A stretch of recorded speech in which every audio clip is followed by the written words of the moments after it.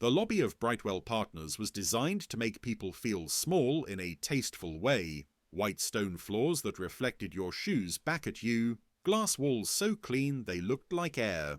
A reception desk that curved like a smile you couldn't fully trust. Behind it, a white receptionist typed with the casual speed of someone whose time was never questioned. Marcus Reed stood a few steps away from the desk, holding his phone in his right hand and a slim portfolio in his left. 31, black. Clean fade, trimmed beard, navy bomber jacket over a plain black shirt. Not a suit. He'd learned that a suit could sometimes read as trying too hard. He'd dressed like himself, sharp, calm, modern. He checked the time, 9:58 a.m. His interview was scheduled for 10. He had arrived early on purpose. He always arrived early.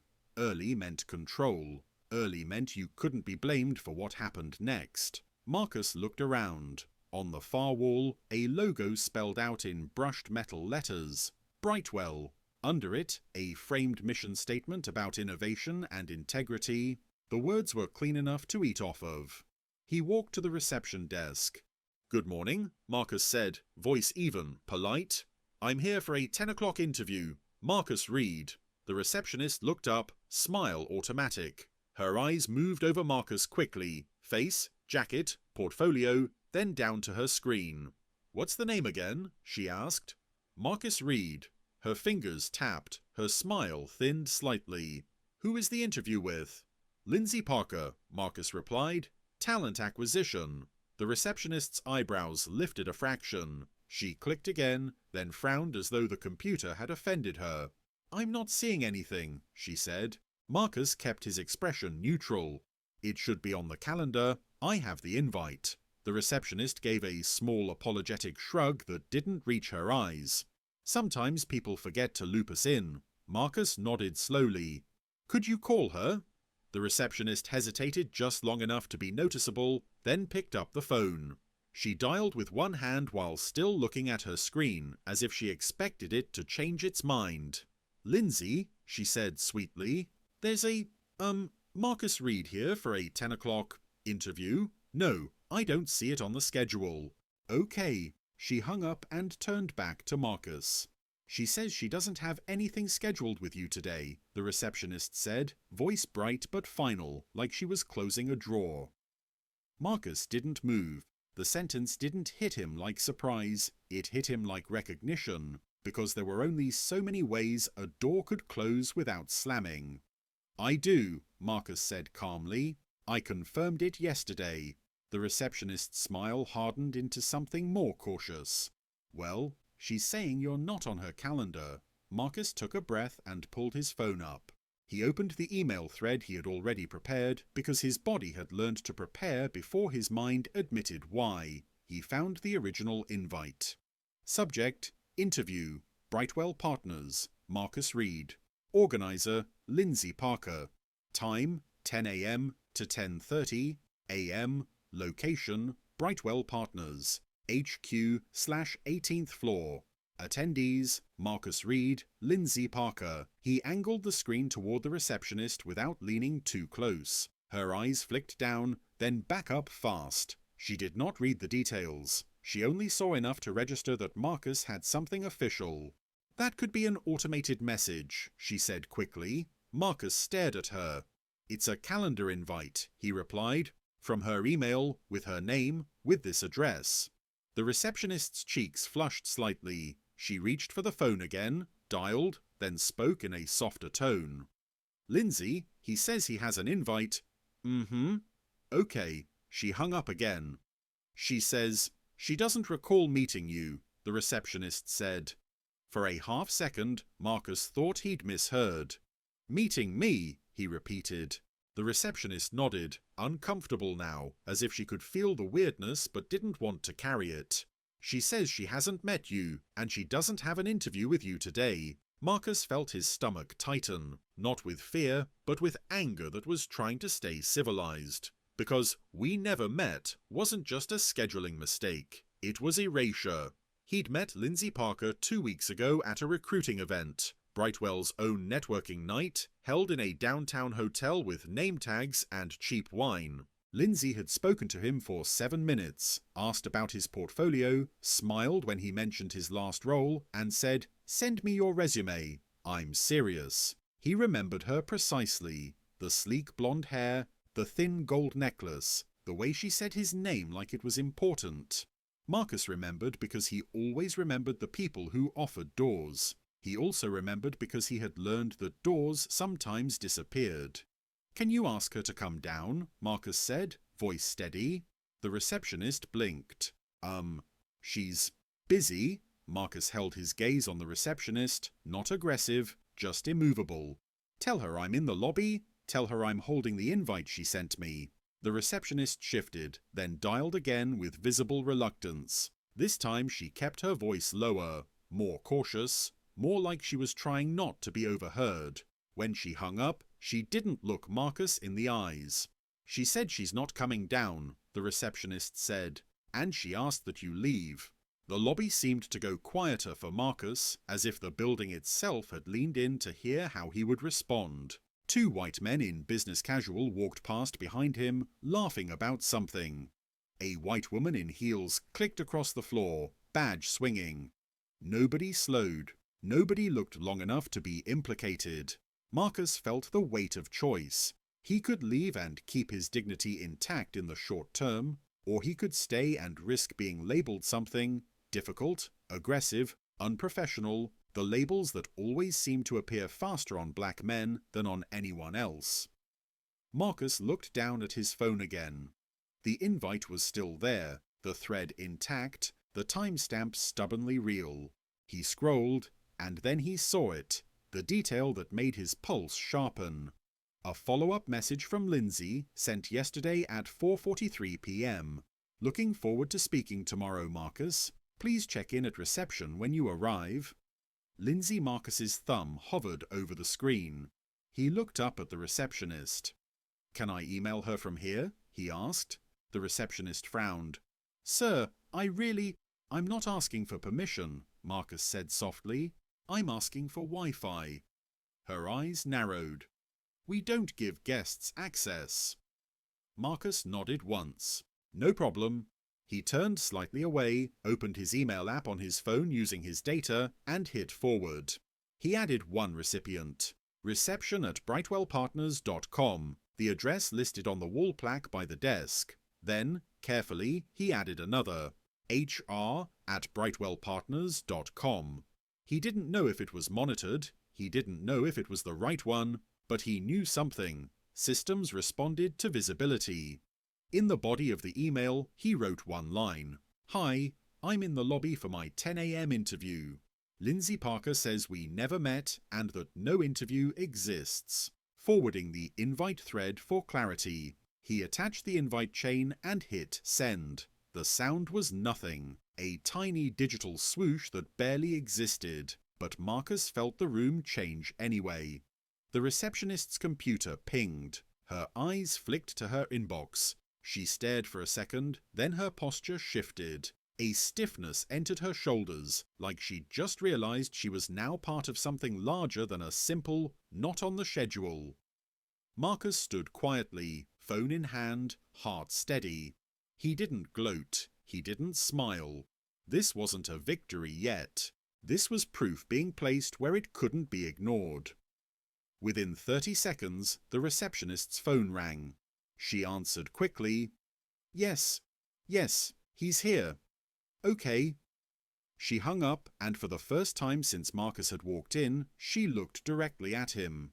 "They're sending someone down," she said, voice different now, less certain, less dismissive, more careful. Marcus nodded once. "Thank you." He stepped back from the desk and waited near the wall with the mission statement. Integrity, innovation, accountability, big words. Marcus watched people come and go while the minutes stretched. He could feel eyes occasionally landing on him, then sliding away. He could feel the building deciding what kind of story this would become. Somewhere above, a door had been forced open by an email thread. And Marcus knew, deep in the part of him that had learned to survive corporate hallways, that the next person who came down would determine everything, whether this was a misunderstanding, or a deliberate attempt to erase him until he proved he existed. He looked at the elevator doors. They stayed closed. Then, finally, they opened. The elevator doors opened slowly, the way they always did in buildings that believed anticipation was a feature. A woman stepped out. Not Lindsay. She was white, mid-40s, sharply dressed in a charcoal blazer, hair pulled back with deliberate neatness. She scanned the lobby once, eyes efficient, then locked onto Marcus as if she already knew exactly why she was there. "Marcus Reed?" she asked. "Yes," Marcus replied. "I'm Janet Collins, Director of People Operations," she said. "Would you come with me, please?" The phrasing mattered. Not sorry for the confusion. Not thank you for waiting. Just come with me. Marcus nodded and followed her toward the elevators without a word. As they walked, Janet spoke in a tone that suggested calm professionalism, but there was a tightness underneath it, like someone who had been interrupted in the middle of believing their system worked perfectly. "There seems to have been a misunderstanding," she said. "Lindsay's calendar was updated late yesterday." Marcus didn't respond. The elevator doors closed behind them, sealing the space into a quiet, mirrored box. Janet pressed the button for the 18th floor. The ascent began. "You forwarded an email to HR," Janet said, not accusing, but not neutral either. "Yes," Marcus replied, "because I was told the meeting never existed." Janet nodded once. "We prefer candidates bring concerns directly to their recruiter." Marcus met her eyes in the mirror. "I tried." Janet held his gaze for half a second longer than necessary, then looked forward again. "Well," she said, "we appreciate proactive communication." The word appreciate landed oddly, like it had been added after the fact. When the elevator opened, the 18th floor greeted them with a quieter kind of confidence. Muted carpet, glass offices, low voices carrying authority. People looked up as Marcus walked by, not staring, registering. Janet led him into a small conference room near the end of the hall. She gestured for him to sit. "Please," she said. Marcus placed his portfolio on the table but didn't open it. He sat upright, shoulders relaxed, hands resting flat. He had learned that posture could either invite judgment or deflect it. Janet took the seat across from him and folded her hands neatly. "Before we proceed," she said, "I want to clarify something." Marcus waited. "Lindsay did not intentionally misrepresent your interaction," Janet continued. "She genuinely did not recall meeting you." Marcus felt the familiar flicker of disbelief, quickly contained. "We spoke for 7 minutes at your networking event," he said calmly. "She asked about my previous role. She invited me to apply. She followed up with an interview invite. She confirmed it yesterday."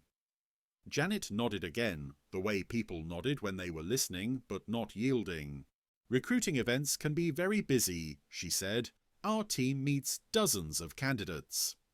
Marcus leaned forward slightly. Not aggressive, intentional. "I understand," he said, "but forgetting a face is different from denying a meeting. And forgetting a meeting is different from denying an interview that exists in writing." Janet's lips pressed together. "Yes," she said after a moment. "That's why we're here now."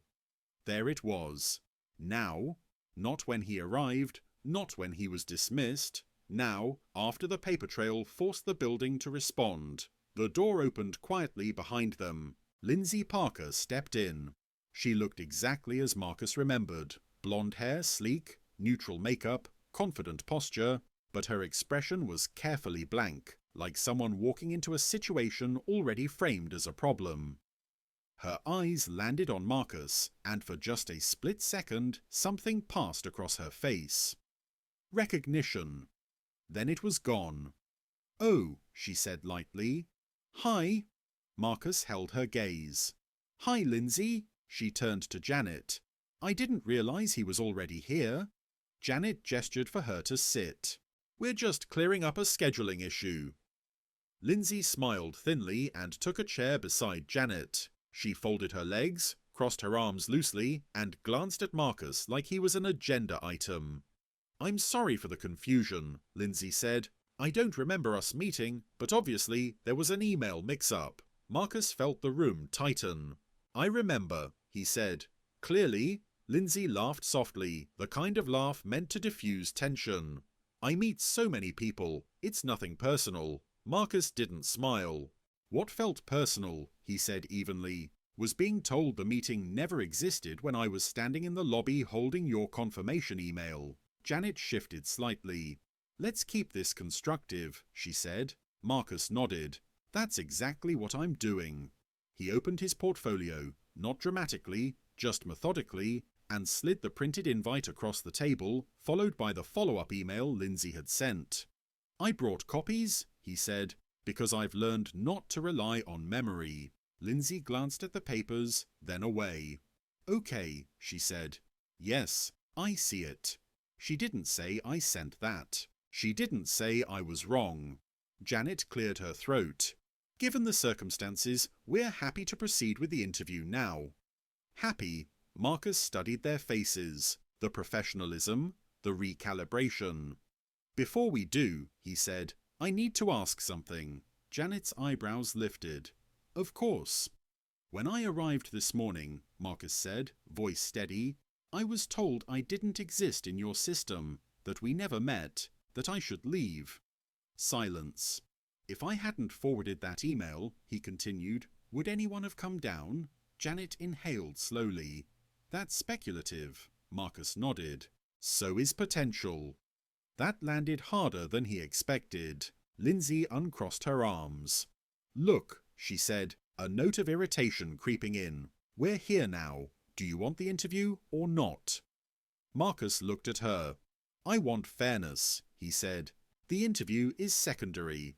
Janet watched him carefully now, not annoyed, evaluating. "What would fairness look like to you?" she asked. Marcus didn't hesitate. "An acknowledgement," he said, "that what happened wasn't just a calendar glitch, that being told we never met has consequences, especially when it happens to certain people more than others." Lindsay stiffened. "Are you implying—" "I'm stating my experience," Marcus replied calmly. "You can interpret it however you want." The room was very quiet. Janet leaned back slightly, hands still folded. When she spoke, her tone had changed, less corporate, more deliberate. "You're right," she said. "It was handled poorly." Lindsay's head snapped toward her. Janet continued. "Regardless of intent, dismissing a candidate at reception without verification was a failure." Marcus felt something ease in his chest. Not satisfaction, but confirmation. Janet turned to him. "I apologize for that." There it was. Not loud, not dramatic, but real. Lindsay looked uncomfortable now, eyes flicking between Janet and Marcus. "Well," Lindsay said, "if we're going to move forward..." Marcus raised a hand. "One more thing," he said. Janet nodded. "I don't want this interview to be charity," Marcus said, "or damage control. I want it to be evaluated on my qualifications, not on how inconvenient this morning was." Janet met his eyes. "That's fair." She stood. "I'll step out. Lindsay, conduct the interview as scheduled." Janet turned back to Marcus. "And regardless of the outcome, this will be addressed internally." Marcus stood as well. "I appreciate that." Janet left the room. Lindsay exhaled sharply and forced a smile. "Okay," she said. "Let's start fresh." Marcus sat back down slowly. "No," he said quietly. "Let's start honestly." Lindsay blinked. Marcus opened his portfolio fully now, revealing his work. Clean layouts, case studies, metrics, results. "I showed up prepared," he said, "even when I was told I didn't belong in the room. That should tell you something." Lindsay looked at the materials, then back at him. For the first time, her expression wasn't defensive. It was uncertain. And Marcus realized something then. This wasn't just an interview anymore. It was a record. And whatever happened next would say less about whether he was qualified and more about whether the system could admit when it was wrong. Lindsay didn't speak right away. She looked down at the portfolio spread across the table as if it had appeared there on its own. Pages neatly organized, Clean typography, bullet points that didn't oversell, numbers that didn't need exaggeration. Marcus watched her eyes move, slower now, more deliberate. This was the first time since the lobby that she was actually seeing him. "Okay," she said finally, clearing her throat. "Let's go through your background." Marcus nodded once. "Sure." She asked the first question the way recruiters always did, safe, rehearsed. "Can you walk me through your last role?" Marcus answered calmly, confidently. He talked about his team, the product he'd led, the problems they'd solved under pressure. He didn't rush. He didn't overperform. He let the work speak. As he talked, Lindsay's posture changed. Her shoulders relaxed. Her pen started moving. She asked follow-up questions, real ones this time, not placeholders meant to fill a half hour. "What was the biggest obstacle you faced there? How did you handle pushback from leadership? What would you have done differently?" Marcus answered honestly, not polished, not defensive. When something hadn't worked, he said so. When he'd pushed back, he explained why. 10 minutes in, Lindsay stopped taking notes. She leaned back slightly, studying him with a different expression now, less authority, more curiosity. "You're very composed," she said. Marcus met her eyes. "I've had practice." She smiled reflexively, then seemed to realize what that implied. The smile faded. "I want to be clear about something," Lindsay said. "This morning was not ideal." Marcus said nothing. "I genuinely didn't remember our first conversation," she continued, "but that doesn't excuse what happened at reception." Marcus nodded. "It's not about memory, it's about default disbelief." Lindsay inhaled slowly. "I see that now." There was a pause, longer than the others. "I need to ask you something," she said carefully, "and you don't have to answer if you don't want to." Marcus waited. "Why didn't you just leave?" she asked. Most candidates would have. Marcus considered her question. He could have given a safe answer, a vague one. He chose the truth instead. "Because leaving would have confirmed your version of events," he said. "And I was tired of being written out of rooms I had proof I belonged in." Lindsay looked down again. When she spoke, her voice was quieter. "I didn't think of it that way." "That's the problem," Marcus replied. Not harsh, not accusing, just factual. The interview continued, but it had shifted. It was no longer just an evaluation of skills, it was an exposure of assumptions. When Lindsay asked about teamwork, Marcus talked about navigating spaces where he was the only black voice at the table. When she asked about leadership, he talked about advocating for ideas that weren't immediately trusted until someone else repeated them. She didn't interrupt. She didn't deflect. At the 30-minute mark, Lindsay glanced at the clock, then back at Marcus. "We're technically out of time," she said, "but I'd like to continue." Marcus checked his watch. "I have time." They went on. When the interview finally ended, Lindsay closed the folder slowly. "I'm going to be honest with you," she said. "You're more than qualified for this role." Marcus held her gaze. He'd learned not to react too quickly to statements like that. "But," she continued, "this morning put us in a complicated position." Marcus nodded. "I figured," she sighed. "HR will want to review what happened. Janet already flagged it." "And?" Marcus asked. "And," Lindsay said, choosing her words carefully, "there's concern about optics." Marcus almost laughed, but didn't.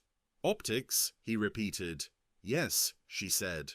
"About how it might look if we move forward after a complaint." Marcus leaned back slightly. "I didn't file a complaint," he said. "I forwarded an email that already existed." Lindsay winced. "I know, but that's how it's being framed." There it was, the quiet punishment for not disappearing. "So my qualifications are clear," Marcus said, "but my presence is inconvenient." Lindsay didn't argue. That told him everything. "I want to advocate for you," she said. "I do."